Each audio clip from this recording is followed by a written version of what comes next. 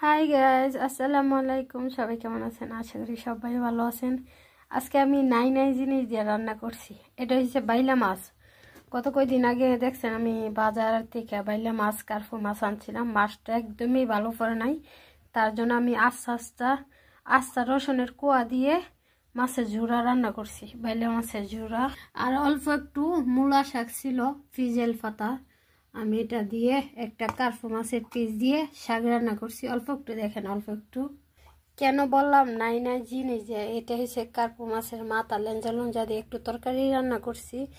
আপনার কোনো বাজারই ছিল না, 2টা টমেটো ছিল, একটা শালগম ছিল, 2টা শসা, 2টা মূলা দিয়া, একটা আলু দিয়ে এই মাছ তরকারিটা রান্না করছি। ঘরে অলরেডি কোনো বাজারই নাই, যেটা ছিল ওইটা দিয়ে এই রান্নাটা কমপ্লিট করছি। আর সারাদিন কাজ করে অনেকটাই ক্লান্ত আর প্রচুর খিদা। ভাত খাইতে বসে গেলাম, ভাত নিয়ে বসে গেলাম। তো সবাই কেমন আছেন অবশ্যই কমেন্ট করে জানাবেন। সবাই ভালো থাকবেন, সুস্থ থাকবেন। আল্লাহ হাফেজ।